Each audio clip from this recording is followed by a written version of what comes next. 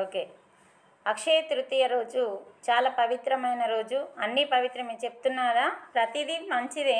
కాకపోతే చాలా చాలా అంటాం కదా, ఎందుకంటే ఈరోజు చాలా ముఖ్యమైన దినము. ఇవి ఏవేంటి అన్నది మనం తెలుసుకుందాం. ఎందుకు అంత ప్రాముఖ్యత ఉంది అక్షయ తృతీయకి?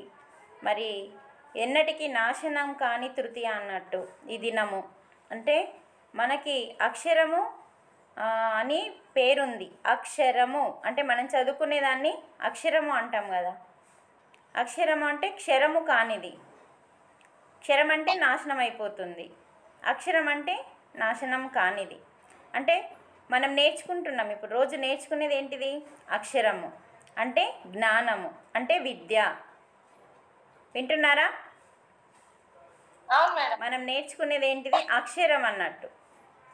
మనం నేర్చుకునే విద్య ఏది నేర్చుకోమన్నారు అక్షయ తృతీయ రోజు? మనము ఆ రోజే కాకుండా అక్షరంని నేర్చుకోవాలి. అంటే నాశనం కానిది, తరిగిపోని సంపద. అన్నీ తరిగిపోతాయి. మీరు ఏదన్నా గమనించండి, ఏది మనం తెచ్చుకున్నా కూడా తరిగిపోతుంది, అయిపోతుంది, కరిగిపోతుంది, అసలు ఏదో ఒక రకంగా వెళ్ళిపోతుంది. కానీ అక్షరం అనేది ఏంటంటే తరిగిపోదు, అది ఎప్పటికీ ఉండిపోయేది. అదే ఆత్మవిద్య, అదే అక్షరము. అక్షరం అంటే ఎప్పటికీ నాశనం కానిది, అదే ఆత్మజ్ఞానము. ఇది అంతగా అందరికీ తెలదండి. మరి ఈ ఆత్మజ్ఞానము అనేది ఎన్నటికీ తరిగిపోనిది. అదే మనం బయట విద్య అనేది ఏంటంటే అప్పటి వరకు మాత్రం ఉంటుంది, ఓకే. కానీ ఆత్మ విద్య అనేది ఏంటంటే అసలైన విద్య కాబట్టి. కానీ బడిళ్ళలో చదువుకునే విద్య, దాని పేరు చదువు. అది చదువు, ఇది విద్య, ఆత్మ విద్య. అందుకనే ఆత్మకు సంబంధించిన విద్య ఎవరైతే నేర్చుకుంటారో అదే అక్షయ. అది ఎన్నటికీ నాశనం కాదు. ఇది అసలు అక్షయ తృతీయ అంటే.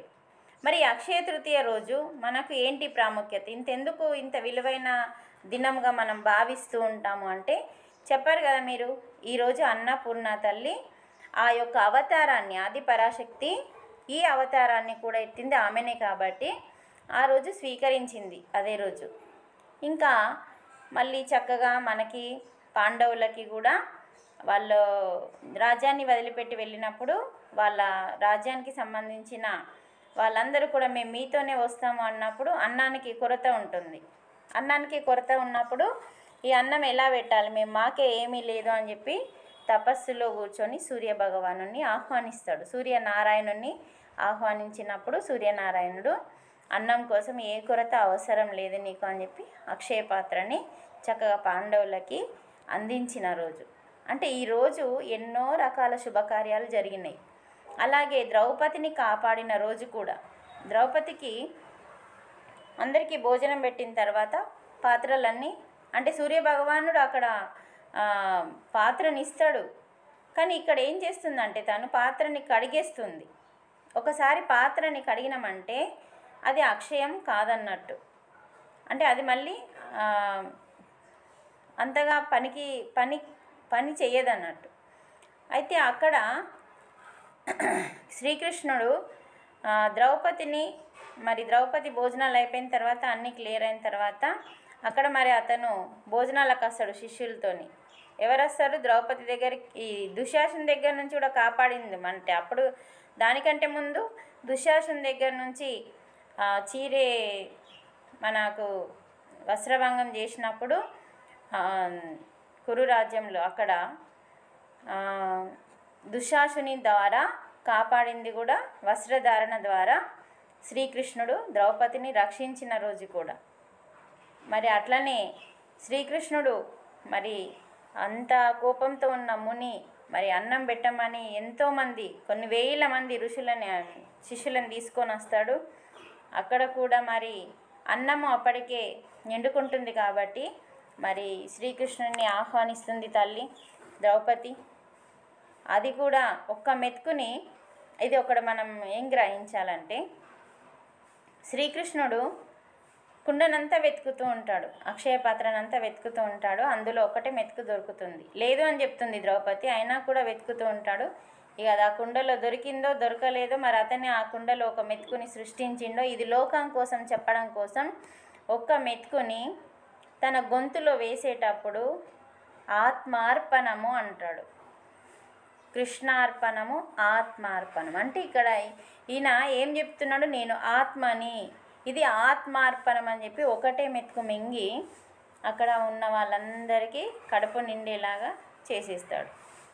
అప్పుడు వాళ్ళు భోజనం స్వీకరించకుండా మా కడుపు నిండిపోయిందని చెప్పి వెళ్ళిపోతారు. అట్లా అంటే ఇది అంత పవిత్రమైన రోజు. అలాగే మనకి ఈరోజు త్రేతాయుగం కూడా, త్రేతాయుగం కూడా మొదలైన రోజు మనకి. త్రేతాయుగం అంటే మనకి రెండవ యుగం, కృతయుగం తర్వాత వచ్చే యుగం శ్రీరాముని యుగం, అది మొదలైన రోజు. అలాగే ఆదిశంకరాచార్యుడు గుర్తుంది కదా, ఆదిశంకరాచార్యుడు ఏ స్తోత్రం చేశాడంటే, ఒక అమ్మ ఇంటి ముందరికి వెళ్ళి భిక్షాందేహి అన్నప్పుడు ఆ తల్లి శివలింగం ముందర పెట్టిన ఉసిరికాయ మాత్రమే ఉంది అని చెప్పి ఆ ఉసిరికాయని మాత్రమే దానం చేస్తుంది. అక్కడ ఆ రోజే ఆ ఉసిరికాయని కనకదార స్తోత్రంతో ఉసిరి బంగారు ఉసిరిలని వచ్చేలాగా మరి ఆ రోజు కూడా అక్షయ తృతీయనే. అంటే ఈయన ఆమె ఉట్టి ఉసిరికాయని దానం చేస్తే తను ఆ కనకదార స్తోత్రం ద్వారా బంగారాన్ని దానం చేసిండు. కానీ బంగారాన్ని కొనుక్కోమని చెప్పలేరు. మీరు బంగారం దానం చేయొచ్చు, మీరు ఆవగింజంత బంగారం కొని దానం చేయొచ్చు. అంటే మీరు మీ దగ్గర ఉన్నప్పుడు ఈరోజే కొనాలని ఉండదు. మీ దగ్గర ఉన్న బంగారం ఏదైనా ఈరోజు మనం దానం చేయాలి. కొని అంటే మన దగ్గర ఉన్నదాన్ని. అంటే మనము ఒక్క విషయం గ్రహించాలి. పరీక్షితు మహారాజుని కలిపురుషుడు ఏం చెప్పిండు, నీవు అంతమయ్యేంత వరకు నేను ఎక్కడ ఉండాలి అంటే పరీక్షితు మహారాజు చెప్తాడు, నువ్వు జూదమాడే దగ్గర, తాగుబోతుల దగ్గర, వ్యవచారి దగ్గర, అబద్ధాలాడే దగ్గర నువ్వు ఉండు అని చెప్పి మరి పరీక్షితు మహారాజు నేనున్నంత వరకు నువ్వు రావద్దు అంటే, మరి నువ్వు అంతమయ్యేంత వరకు నేను ఎక్కడ ఉండాలంటే ఈ 4 స్థానాలు ఇస్తాడు. అప్పుడు కలిపురుషుడు నాకు ఇవి సరిపోవు అంటాడు. ఇంకొక స్థానం ఇయ్యు అన్నప్పుడు ఏమిస్తాడో మనందరికీ తెలుసు, అదే బంగారము. మరి మీరు అక్షయ తృతీయ రోజు బంగారం కొనుక్కుంటే అందులో ఎవరుంటారండి? ఎవరుంటారు? కలిపురుషుడు ఉంటాడు, లక్ష్మీదేవి కాదు. అందుకని ఈరోజు అక్షయ తృతీయ రోజు బంగారం కొనడం కాదు, ఇంట్లో ఏమైనా బంగారం ఉంటే మనము దానం చేయొచ్చు. బంగారం లాంటికి సంబంధించింది కాకుండా ఇంకే వస్తువు అన్నా మనం దానం చేయొచ్చు. అది తెలుసుకోవాల్సిన సత్యం ఏంటంటే, మన దగ్గర ఏదైతే మన ఇంటికి ఎవరైతే దానం ఇస్తారో అది ఇచ్చిన వాళ్ళ ఇంట్లో పెరుగుతుంది. మీరు ఈరోజు కూడా ఎన్నో రకాలుగా దానం ఇవ్వచ్చు. అసలు ఈరోజు మనం చక్కగా ప్రోగ్రాం పెట్టుకొని ఏదైనా దానం కూడా చేస్తుండే. ఇప్పటికైనా మీకు సాయంత్రం టైంలో మీరు ఎవరైనా దానం చేయాలనుకున్నప్పుడు ఎవరికి అవసరం ఉంది పాత్ర నెరిగి ఇవ్వాలండి. మళ్ళీ దానం కూడా పాత్ర నెరిగి అంటే అవసరం వాళ్ళకు ఉందా, అసలు ఇది నేను దానం చేస్తున్నాను, ఓకే, మరి తీసుకునే వాళ్ళకి ఇది అవసరంకి తీరుతుందా లేకపోతే వృధా చేస్తున్నారా అని మీరు గమనించి వాళ్ళకి ఇవ్వండి. ఇప్పుడు మీరు సాయంత్రం ఇవ్వచ్చు ఏదన్నా ఒక దానం. అందుకనే ఇంకా అన్నింటికంటే మనకు ఏ దానము అన్నది కూడా మనం తెలుసుకుందాం ఈరోజు. ఏ దానాలు ఇవ్వాలి అన్నది కూడా మనకు చెప్పడం జరిగింది. మరి దాని గురించి కూడా కొంచెం క్లుప్తంగా తెలుసుకుందాము. మరి టైం ఏమో అవుతుంది, 4:30 అయిపోయింది, ఇంకా 10 నిమిషాలే ఉంది.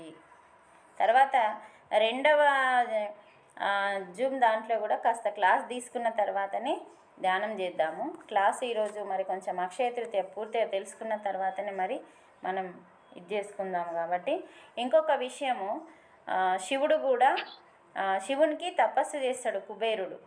కుబేరుడు తపస్సు చేసి మరి లక్ష్మి యొక్క అనుగ్రహం పొంది సమస్త ఆ సంపదలన్నింటికి చక్కగా సంరక్షణగా నియమించిన రోజు కూడా ఈ అక్షయ తృతీయ రోజే.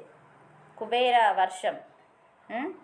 మరి అట్లాంటిది ఇదంతా కూడా మనకి ఆదిశంకరాచార్యుడు మరి త్రేతాయుగము శివుడు చక్కగా అన్నపూర్ణ తల్లి, ద్రౌపది, ఇలా కృష్ణుడు, వీళ్ళందరూ కూడా ఆ రోజు, అలాగే సూర్యుడు పాండవులకి అక్షయ పాత్ర ఇచ్చిన రోజు. చూడండి ఇన్ని దినాలు, అందుకే దీనికి ఇంతగా ప్రాముఖ్యత ఉందండి. మరి ఈరోజు కూడా మనము నిజంగా ఏమీ ఆశించకుండా చక్కగా మీరు ఈరోజు సాయంత్రం కనీసం కాస్తైనా దానం చేయడానికి ప్రయత్నం చేయండి. అసలు నాకు నిన్న గుర్తు రాలేదు, క్లాస్లో ఒకసారి మనం డిస్కషన్ చేస్తుండే. ఓకే, అయితే ఇక్కడ మనము ముఖ్యమైన ఒక కథ విందాం. ఫస్ట్ ముఖ్యంగా అక్షయ తృతీయ రోజు మనం దానం చేస్తే ఎలా ఉంటుంది, జన్మ జన్మలకి మనతోనే ఉంటుంది. ఒక మంచి కథ విందాం. ఒక వైశ్యుడు ఎప్పుడు కూడా తనకు పెద్ద కుటుంబం ఉంటుంది, కానీ తను ఎప్పుడు తినడానికి సరిగా ఉండకపోయినా కూడా దానం చేయడానికి సిద్ధంగా ఉంటాడండి. ఈయన గురించి మనం తెలుసుకోవడమే కాదు, అతను మనం ఎట్లా ఆచరించిండో దాన్ని మనం ఆచరించడానికి నేర్చుకోవాలి. నాకే దిక్కు లేదు, నేను ఎవరికి పెట్టాలన్న మాట మనం ఎప్పుడు మాట్లాడొద్దండి. మనం పెట్టడానికి హృదయపూర్వకంగా సిద్ధమైనప్పుడు మన దగ్గర వస్తుంది అన్నది తను నిరూపించి చూపించిండు ఆ వైశ్యుడు. అయితే అతను పేదవాడే కానీ పేదవాడైనా కూడా, పెద్ద కుటుంబం అయినా కూడా అక్షయ తృతీయ రోజు మాత్రం ఏమీ ఆశించకుండా తను ఎన్ని రకాలుగా అంటే అన్ని రకాలుగా ఏదేది ఇవ్వాలో తెలుసుకొని అన్నీ కూడా కొని చక్కగా బ్రాహ్మణులకి దానం ఇచ్చిండు. అలా చనిపోయేంత వరకు ముసలి తనం వచ్చినా కూడా, మంచాల పడ్డా కూడా ఆ దానాన్ని మాత్రం ప్రతి అక్షయ తృతీయ రోజు నాకు హెల్త్ బాగాలేదని కూడా మానకుండా ఇవ్వడం జరిగింది. అలా ఇస్తే మరి ఏం జరిగింది, తర్వాత ఆయన చనిపోయిన తర్వాత నెక్స్ట్ అంటే తను ఆ జన్మలోనే అనేది ఏముండదండి. మనం ఎప్పుడైతే అక్షయ తృతీయకు సంబంధించి ఏ దానం చేసినా, ఈ అక్షయ తృతీయనే కాదండి, ఏ దానం చేసినా కూడా మనం ఈ జన్మని బట్టి ఆ జన్మ అనేది మనం నేర్చుకున్నాం కాబట్టి అతను ఈ జన్మలో దానం చేసి తర్వాత ఎంతో సంతృప్తిగా ఆయన హృదయపూర్వకంగా చేసిన దానం ఏమైందంటే నెక్స్ట్ జన్మ తొందరగా తీసుకున్నాడు ఆయన. ఇక్కడ ఏమైంది, బీదవాడు పెద్ద కుటుంబంలో ఉన్నాడు. మరి ఆయన ఏమైందంటే నెక్స్ట్ జన్మలో చక్కగా అతను కుశవతికి అని రాజ్యానికి రాజుగా పుట్టిండు. కుశవతికి అంటే ఈ మామూలుగా వైశ్యుడు అసలు అంటే క్షత్రియుల కంటే తక్కువ కులం, శూద్రులు, వైశ్యులు, క్షత్రియులు, తర్వాత బ్రాహ్మణ్స్ అంటాం కదా. మరి కులం కూడా పెద్ద దాంట్లో మరి రాజుగా జన్మించిండు. తర్వాత అక్కడ కూడా తను ఆ రాజుగా ఉన్నా కూడా ఏ రోజు నేను రాజు నన్న అహం తెచ్చుకోకుండా సీదా సాదాగా జీవిస్తూ అక్కడ కూడా అక్షయ తృతీయ రోజు ఆ జ్ఞానాన్ని మర్చిపోకుండా అప్పుడు కూడా దానం చేసిండు. అక్కడ కూడా దానం చేసినప్పుడు మరి ఒక జన్మలో ప్రతాపరాజుగా జన్మించిండు. అక్కడ ప్రతాపరాజుగా జన్మ తీసుకుంటే సాక్షాత్తు విష్ణు మహేశ్వర బ్రాహ్మణులు అంటే ఈ ముగ్గురు దేవతలు బ్రహ్మ విష్ణు మహేశ్వరులు కూడా బ్రాహ్మణ రూపంలో వచ్చి అతని దగ్గర ఆ యొక్క అక్షయ తృతీయ రోజు ఆయన ఇచ్చే దానాన్ని స్వీకరించి అలా మళ్ళీ ఆ జన్మంతా అయిపోయినాక ఆ జన్మ మొత్తం మళ్ళీ అక్షయ తృతీయ రోజు అంటే చూడండి, మామూలుగా ఉన్న మనిషి ఒక రాజుగా ఇంకా ఎక్కువగా పేరు ప్రతిష్టలున్న ప్రతాపరాజుగా, తర్వాత జన్మలో మళ్ళీ ఇంకొక నెక్స్ట్ జన్మలో చంద్రగుప్తుడిగా, అలా ఆ మామూలు వైశ్యుడు తను చేసే దానాన్ని బట్టి స్వార్థం లేకుండా ఇచ్చిండు. నేను చెప్పే పాయింట్ గుర్తుంచుకోండి, స్వార్థం లేకుండా చేసే ప్రతి కర్మ సత్కర్మ. అది పుణ్యంని తీసుకోదు, పాపంని తీసుకోదు.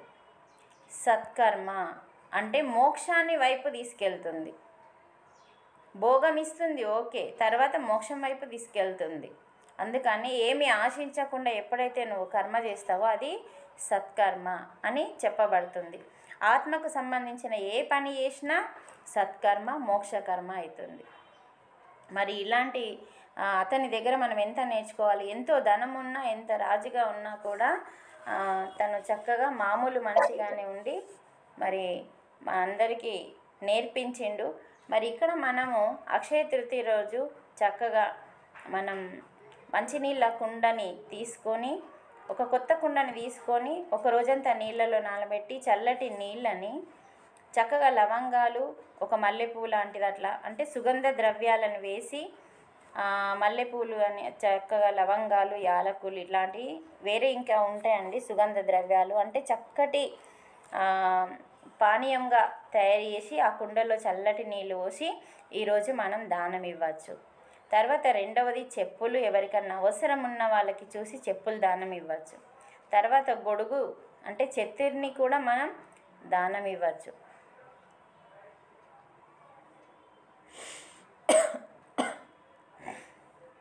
అలాగే మనం ఈరోజు అన్నాన్ని దానం చేయొచ్చు. ఇది స్వయంగా మన చేతులతో వండితేనే స్వయం పాకం అంటాం దీన్ని. అంటే మనము స్వయంగా ఎవరితోనో పని మనుషులతోనో వండి దానం చేయడం కాదండి, మనం స్వయంగా చేతులతో వండి ఆ భోజనాన్ని మనం చక్కగా అన్నదానం, లేకుంటే నెయ్యి దానం. నెయ్యి దానం చేస్తే ఏంటంటే నెయ్యి, ఆవు నెయ్యి అనేది చాలా ప్రాముఖ్యత. మరి అప్పట్లో చెప్తుండే ఆవు నెయ్యి దానం చేస్తే అశ్వమేధ యాగం చేసినంత ఫలితం వస్తుంది అని. అంటే ఇవి చాలా మనం ఏదో వస్తుందని ఇవ్వకుండా ఈరోజు మనం ఇవ్వాలి, ఇది ఒక పద్ధతి, ఇది మంచిది అన్న సత్కర్మ చెయ్యాలి అన్న ఉద్దేశంతో మనం దానం చేయాలి. అంతేకాని ఇది వస్తుందని అది వస్తుందని అని ఇవ్వకుండా మనం చక్కగా ఆ యొక్క వైశ్యునిలాగా మనం తెలుసుకొని ఇవ్వాలి. మరి సాయంత్రం టైంలో మీరు ఎవరైనా ఇవ్వాలనుకుంటే ఇవ్వచ్చు. మరి అక్షయ తృతీయ అంటే మనం బంగారం కొనుక్కొని ఇంట్లో పెట్టుకుంటే శనిని, సాక్షాత్తు కలిగి పురుషుణ్ణి మనం ఇంట్లోకి తెచ్చుకొని పెట్టుకున్నట్టు ఉంటుంది. కాబట్టి ఆ సత్యాన్ని మనం గ్రహించి ఎవరైనా బంగారం కొనే వాళ్ళు ఉంటే కూడా వాళ్ళకి మనం తెలియజేయాలండి. వాళ్ళకి ఎందుకంటే తెలియక తప్పులు చేస్తున్న వాళ్ళకి మనం తెలియజేయడానికి మనం భూమి మీదకి వచ్చినాం. కాబట్టి మనం తెలుసుకుంటూ తెలియని వాళ్ళందరికీ మనం చక్కగా తెలియజేయాలి. ఈ విషయాన్ని మనం మానొద్దు. ఇంకా ఇది ఎండాకాలం కాబట్టి మనకి ఇప్పుడు వచ్చే ముఖ్యమైన పండు ఏంటంటే మామిడి పండ్లు. మీరేమున్నా అండి, మీ ఇంట్లో మామిడి పండ్లు ఉన్నా కూడా ఈరోజు చక్కగా మీరు ఎవరికన్నా మంచిగా ఒక 2-3 కిలోలు తీసుకొని అట్లా చక్కగా మీరు ఒక 5-6కి దానం చేయొచ్చు. మామిడి పండు దానం చేసినా కూడా చక్కగా ఉంటుంది. అది ఒక మంచి పానీయం లాగా ఉంటుంది కాబట్టి ఓకే. తర్వాత మనం ఒక టెంపుల్కి కానీ లేకపోతే ఎవరికన్నా దాహం ఉన్నప్పుడు కానీ ఈరోజు బెల్లంని నీళ్ళల్లో కరిగించి బెల్లం పాకం కూడా మనం దానం చేయొచ్చు. అంటే బెల్లము అంటే మనం లక్ష్మితో సమానంగా భావిస్తాం కాబట్టి, బంగారంతో సమానంగా భావిస్తాం కదా. బంగారం పంచుతామని అక్కడ ఏమంటారు, సమ్మక్క సారక్క దగ్గర బంగారంతో సమానంగా జోకి బెల్లాన్ని బంగారంకి సమానంగా మనం భావిస్తాం. కాబట్టి ఈరోజు మనం బెల్లం పాకం కూడా దానం చేసినా కూడా ఏదన్నా గుడిలో కానీ ఎవరన్నా ఇంకెక్కడన్నా ప్రోగ్రామ్స్ జరిగే దగ్గర కానీ అది ఇచ్చినా కూడా మరి మంచిదే. ఇలాంటి దానాలు మనం ఈరోజు ఇవ్వచ్చు. మరి ఇవ్వాలనుకున్న వాళ్ళు సాయంత్రం మనకు టైం ఉంటుంది కాబట్టి చూడండి, చూసి ఇవ్వండి. మరి ఇంకొక 10 నిమిషాలు మనకి క్లాస్కి టైం ఉంది, మనం కంటిన్యూ చేద్దాము. ఇంకా మనకి జపం కానీ ఈరోజు జపం కానీ ధ్యానం కానీ, జపం అంటే మనం చేయం, ధ్యానమే చేస్తున్నాం కాబట్టి, చేయని వాళ్ళు పూజ చేయడం కానీ, పూజ చేసి కొందరు అమ్మవారికి ఏదో ఎక్కించి అట్లా పూజలో, జపంలో, ధ్యానంలో, లేకుంటే జ్ఞానాన్ని మనం దానం చేయడం. ఇప్పుడు ఈరోజు నేను చేస్తున్నది ఏంది, జ్ఞానదానం. అలాగే హోమం చేయొచ్చు. అంటే చూడండి, అన్నింటికంటే ముఖ్యమైనది ఇప్పుడు మనం తెలుసుకుంది ఏంది, అక్షయ. అక్షయ అంటే నాశనం కానిది. నాశనం కానిది ఏంటంటే, నాశనం కానిది ఏదన్నా ఉంది అంటే ఒకటి ఆత్మ, ఒకటి ఆత్మజ్ఞానము. మరి ఈరోజు మనం ఆత్మజ్ఞానము దానం చేయడం జరుగుతుంది, మీరు స్వీకరిస్తున్నారు. అట్లా ఇది చాలా ముఖ్యం. ఇంకా మనకి అక్షయ తృతీయ రోజు మనం ఉప్పు కూడా మనం చక్కగా ఉప్పుని కల్లుప్పుని వేసి చక్కగా జ్యోతిని కూడా మనం వెలిగించుకోవాలి. ఎందుకంటే మనము అక్షయ తృతీయ అంటే లక్ష్మిగా భావిస్తాం కాబట్టి ఉప్పు అంటే కూడా లక్ష్మీదేవితో సమానం. కల్లుప్పు అంటే తెలుసు కదా మీకు. ఆ చక్కగా ఒక మంచి ప్లేట్లో చక్కగా కల్లుప్పు వేసి ఒక అద్భుతమైన దీపాన్ని కూడా పెట్టుకోవాలి. అది కూడా బాగానే ఉంటుంది. ఇంకా మనము ఇది అక్షయ తృతీయ రోజు కూడా పొద్దున్నే గంగా స్నానం చేయాలి అని చెప్తూ ఉంటారు. మరి మనకు గంగా దూరమే ఉంటుంది, వెళ్ళాలనుకున్న వాళ్ళు వెళ్తారండి. ఈరోజు వెళ్ళి స్నానం చేస్తారు చక్కగా. ఈరోజు చాలామంది గంగా స్నానాలు చేస్తారు. కానీ మనము గంగా స్నానంతో పాటు ఆకాశ గంగా స్నానం కూడా చేస్తున్నాము. చూడండి, తెలియకుండానే మనం అన్నీ చేసేస్తున్నాం. అక్షయ తృతీయ రోజు మనం స్వయంగా ఆకాశగంగనే తీసుకుంటున్నాం. మరి మామూలుగా మనం ఇప్పుడు గంగా స్నానం చేయాలనుకుంటే మన దగ్గర గంగా లేనప్పుడు ఏం చేయాలండి? చక్కగా గంగాలం ఉంటుంది కదా మన ఇంట్లో. పాతకాలంలో మనకి పెళ్ళిళ్ళల్లో కొప్పెర గంగాలం ఎందుకు ఇచ్చిండ్లు? ఇత్తడి బిందెనేమో మన శరీరంలో వెండి, అది ఇత్తడి అనేది, ఇత్తడి నుంచి మనం ఇత్తడి కానీ రాగి కానీ వెండి కానీ ఇదంతా కూడా మన శరీరానికి ఎంతో మేలు చేస్తుందని చెప్పి ఆ వస్తువులను ఇవ్వడం జరిగింది. మరి చలికాలంలో మనం చక్కగా ఆ పాత్రలోనే నీళ్ళు తాగాలి. చలికాలం వచ్చింది అంటే, వర్షాకాలం వచ్చిందంటేనేమో రాగి పాత్ర నీళ్ళు తాగాలి. మనకి చలికాలం వచ్చిందంటేనేమో చక్కగా మనం ఇత్తడి పాత్ర నీళ్ళు తాగాలి. మరి కొప్పెర గంగాలం అంటే ఏంటిదంటే, మనము కోనేటిలో స్నానం చేయడం అనేది ఉంటుందండి. మనం ఎక్కడన్నా దేవాలయాలకు వెళ్తే కంపల్సరీ అక్కడ కోనేరులు ఉండేవి. పాత పురాణంలో అందరూ కోనేరులు ఉంచేవాళ్ళు. మనం వెళ్ళట్లేదు కాబట్టి కొప్పెరలో ఆబెట్టుకుంటే ఆ భావంతో మనం చేయడం అనేది మంచిది అని చెప్పి, మనకి ఇల్లుకు పెళ్ళయిందంటే ఆ ఆడపిల్లకి కొప్పెర ఇవ్వడం, కొప్పెరలో నీళ్ళు కాబెట్టుకొని చక్కగా తోడుకొని చేసేవాళ్ళు. అంటే మనం కోనేట్ల నుంచి తోడుకున్నట్టుగా. మరి తోడిన నీళ్ళు ఎండ్లో పోయాలి? మళ్ళీ గంగాలంలో పోసి నేను గంగలో స్నానం చేస్తున్నానని చెప్పి ఒక ముంతె నీళ్ళని ఫస్ట్ మనం పైన పోసుకున్న తర్వాత గంగలో చేతి పెట్టి ఇలా 3 సార్లు ప్రదక్షిణ చేయాలి. గంగేచ గంగేచ గంగేచ అనుకుంటా. ఇది మనకి గంగలో నుంచి కాస్త నీళ్ళు, ఒక ముంతె నీళ్ళు పైన పోసుకొని ఆ నీళ్ళు ఉంటాయి కదా గంగాలంలో ఉన్న నీళ్ళలో 3 సార్లు ఇలా తింపాలి. గంగేచ గంగేచ అనగానే ఆ గంగామాత హృదయపూర్వకంగా నువ్వు పలుకున్న దాన్ని బట్టి ఆ గంగామాత ఆవాహన. ఇప్పుడు మనం రాగి ముంత మీద చేతి పెట్టి పూజ చేసేటప్పుడు ఏం చేస్తాం? చేతి పెట్టి గంగేచ యమునే చైవ గంగా సరస్వతి ఇవందరినీ మనం ఆహ్వానిస్తున్నాం. అంటే ఆ నీళ్ళు మామూలు నీళ్ళు గంగా నీళ్ళుగా మారాలని మనం మంత్రం చదివి ఎలాగో ఆ భావంతో గంగా నీళ్ళని మనం స్వీకరిస్తున్నాము. అలాగే మనం స్నానం చేసేటప్పుడు కూడా మీకు గంగా నీళ్ళు చేయాలనుకున్నప్పుడు గంగాలంలో నీళ్ళు పోసుకొని ఇది మనం చక్కగా ముంతే నీళ్ళు ఫస్ట్ పైన పోసేసుకున్న తర్వాత ఈ 3 ప్రదక్షిణలా తింపుతూ గంగేచ గంగేచ గంగేచ అని 3 టైమ్స్ అనుకొని మనం ఆ నీళ్ళని మనం స్నానం చేస్తే గంగామాత తప్పకుండా ఆవాహన జరుగుతుందని మనకి పురాణాలలో చెప్పడం జరిగింది. అది అలా మనము చెప్పడం జరిగింది కాబట్టి మనకి గంగాలంలో ఇవ్వడం జరిగింది. మనం ఇప్పుడు షవర్తో తానం చేస్తున్నాం. గంగాలంలో ఎక్కడ తానం చేస్తున్నామండి? అందుకని ప్రతిదీ ఇత్తడిది తీసుకోవడం వల్ల ఏంటంటే ఆ ఇత్తడిలో కాసేపు నీళ్ళుంచి మనం స్నానం చేస్తే ఆ ఇత్తడి మన శరీరానికి కొంచెం అంటువ్యాధులు అట్లా ఏమి రానివ్వకుండా రక్షించడానికని అలా మనం నీళ్ళన్నీ చక్కగా అందులో నింపి కాసేపు ఉంచి చేస్తే మీరు పైన గమనించండి, సమర్ వస్తుంది. ఇత్తడి దాంట్లో కాసేపు నీళ్ళు ఉంచితే ఏమవుతుందంటే ఆ ఇత్తడి ఊరి తన మీదకి సమర్ వస్తుంది. దాంతో మనం స్నానం చేయడం కానీ నీళ్ళు కడుపులోకి తాగడం వల్ల కానీ మన శరీరానికి అది ఒక ఆయుర్వేదంగా పనిచేస్తుందని చాలా పాత అన్నీ చక్కటి పద్ధతులండి. మనం మర్చిపోవద్దు. నేనైతే మర్చిపోలేదు. మరి చలికాలం వచ్చిందంటే ఇత్తడి బిందె పెట్టేసి తాగుతున్నాను. వర్షాకాలం వచ్చిందంటే మరి రాగి బిందె పెట్టితే మనం తెలకన్నా ముందు ఓకేనండి, తెలిసిన తర్వాత తప్పకుండా మనం ఆచరించాలి. మరి ఎండాకాలం వస్తే మనం చక్కగా కుండలో నీళ్ళు తాగడము ఇవన్నీ మనం చక్కగా పాటిస్తే కాస్తైనా మనం మన శరీరానికి మంచిని చేకూర్చినట్టయితే అప్పుడే మనం అహింసా మార్గంలో జీవించినట్టు. ఫస్ట్ మనకి హింసని కలిగించుకోకుండా జీవించినప్పుడే మనం తోటి వారికి హింస చేయకుండా ఉంటాం. కాబట్టి అహింసా మార్గంలో జీవించడం అంటే ఫస్ట్ మనకి హింస చేసుకోకుండా ఉంటూ మనల్ని మనం ఇష్టపడుతూ మనల్ని మనం ప్రేమించిన రోజే. అంటే పత్రిగారు చెప్తుండే, గురువుగారు, నిన్ను ఎప్పుడైతే అసహించుకుంటావో తోటి వాళ్ళందరినీ అసహిస్తావు. ఫస్ట్ నువ్వంటే ఇష్టపడు అంటే నీ తత్వాన్ని, నీ గుణాన్ని, నీ అన్నింటినీ ఇష్టపడి నీ లోపల ఏం లోపం ఉందో తీసేసుకో. నిన్ను నువ్వు ఇష్టపడు, అసహించుకోకు, నువ్వు తక్కువ అని అంచనా వేసుకోకు. నీ లోపల ఏం లోపం లే, ఆ లోపాన్ని తీసేయి. అలా ప్రేమిసుకో, నిన్ను నువ్వు ఇష్టపడు. తర్వాత మనల్ని మనం ఇష్టపడని రోజు మనం ఎవరిని ఇష్టపడము. కాబట్టి ఫస్ట్ మనల్ని మనం ఇష్టపడమే, మనల్ని మనం ప్రేమించుకోవడమే, మనల్ని మనం అహింసా మార్గంలో ఉంచుకోవడమే నిజమైన అహింస, పరమో ధర్మ అని చెప్పడం జరిగింది. కాబట్టి ఇది మనం చక్కగా పాటించాలి.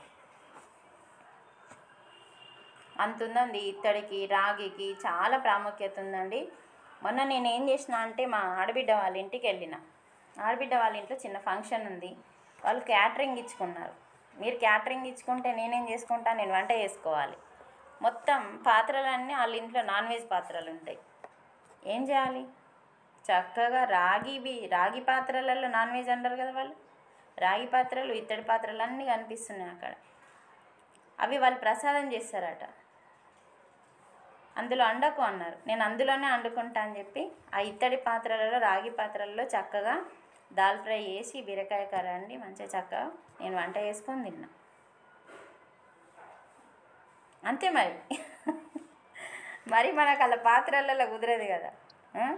క్యాటరింగ్ ఏమో ఇచ్చేసిండ్రు, కానీ ఏమిటికి వనికి వస్తుంది అది. మళ్ళీ ఒక్క వంట కూడా టేస్ట్ కాలే. మళ్ళీ ప్రతి ఒక్కరు నా దాల్ ఫ్రై తీసుకొని తిన్నారు. మన వంటకు అంత ప్రాముఖ్యత ఉంటుందండి. మనం ఎంతో అద్భుతంగా చేస్తామండి. అందుకే ఎవరన్నా బ్రాహ్మణ్స్ కానీ, పురాణం ఇప్పుడు ఎవ్వరు లేరని అంత కల్తీ అయిపోయింది. కానీ ఇంతకుముందు ఎవరైనా కానీ సాధన చేసేవాళ్ళు, జపం చేసేవాళ్ళు, ఈ వీరబ్రహ్మం గారికి సంబంధించిన ఎవరైనా సాధకులు, ఇంకా వేరే వాళ్ళు బ్రాహ్మణ్స్ ఎవ్వరు కూడా సీదలు తీసుకునేవారు కానీ ఎవరి చేత వంటలు తినేవాళ్ళు కాదు. అంతెందుకండి, ఇప్పుడు దీక్షలు తీసుకునే ప్రతి ఒక్కరు కూడా ఆ మగవాళ్ళే కలిసి ఎక్కడో ఒక చోట ఉండి వంట చేసుకుంటున్నారు. కానీ ఇంట్లో ఎవరి చేత తినకుండా దీక్ష తీసుకున్న వాళ్ళే వంటలు చేసి తింటున్నారా లేదా? మరి మనం కూడా ధ్యాన దీక్ష అండి, ఇది జీవితాంతం దీక్ష తీసుకున్న దీక్ష. వాళ్ళేమో ఏదో 21 రోజు 41 రోజు తీసుకుంటారు. వాళ్ళకి చెప్పాలి, మనం ధ్యానం చేసే దగ్గర మనం మాత్రమే, ఎవరు